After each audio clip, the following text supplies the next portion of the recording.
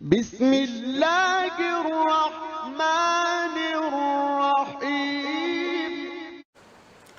چونکہ بشریت کا معاملہ آ گیا ہے تو ہمارے ہاں عوامی سطح پر یہ بڑی بحث ہے کہ حضور نور ہے یا بشر ہے۔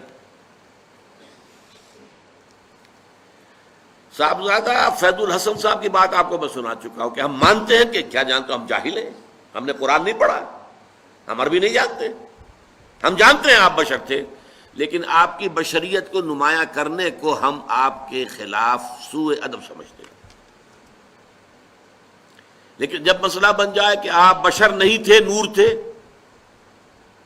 یا نور نہیں تھے بشر تھے، یہ دونوں سٹیٹمنٹس ایکولی رانگ ہیں۔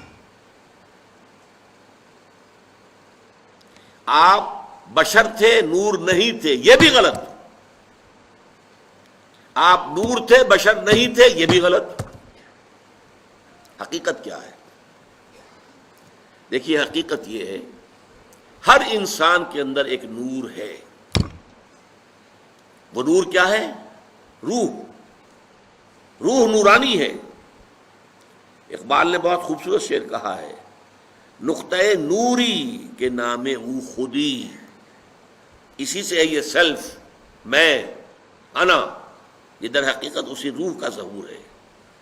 نقطۂ نوری کے نام او خودی، زیر خاک ما شرار زندگی، میرا وجود خاکی ہے لیکن اس میں یہ نور بھی ہے۔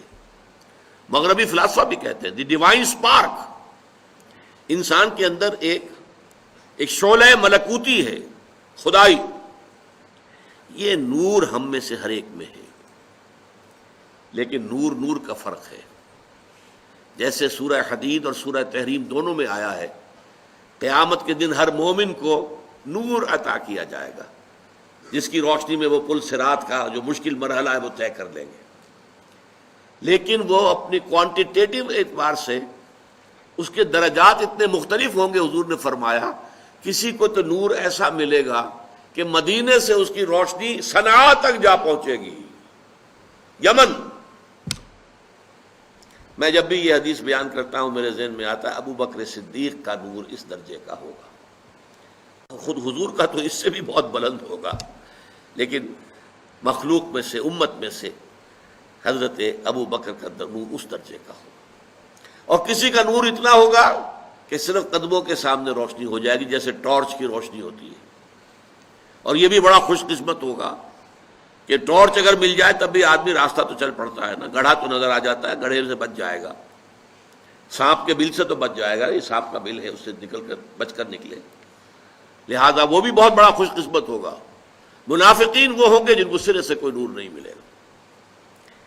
تو یہی تفاوت ہے ہمارے نور میں، جو میرے اندر نور ہے آپ کے اندر نور ہے، ہم میں سے کسی میں زیادہ ہے کسی میں کم ہے۔ محمد عربی کا وہ نور روحانی آپ کے پورے وجود کے اوپر غالب ہے، مستولی ہے، چھایا ہوا ہے۔ اسی حقیقت کو آپ نے اس طرح بیان فرمایا کہ آپ نے ایک مرتبہ فرمایا کہ ہر انسان کے ساتھ ایک شیطان ہے۔ کسی نے پوچھ لیا جرأت کر کے حضور آپ کے ساتھ بھی ہے؟ فرمایا ہاں ہے، لیکن میں نے اسے مسلمان کر دیا ہے تو صحیح۔ حضور کی بشریت بھی ہے، بشریت کے تقاضے بھی ہیں، لیکن آپ کی روحانیت ہے، اور روحانیت کی نورانیت ہے۔ وہ بشریت کے اوپر روحانیت اتنی غالب آ گئی ہے کہ اسے ہم کہہ سکتے ہیں کہ آپ مجسم نور تھے، لیکن نفی نہیں کی جائے گی، آپ بشر بھی تھے نور بھی تھے۔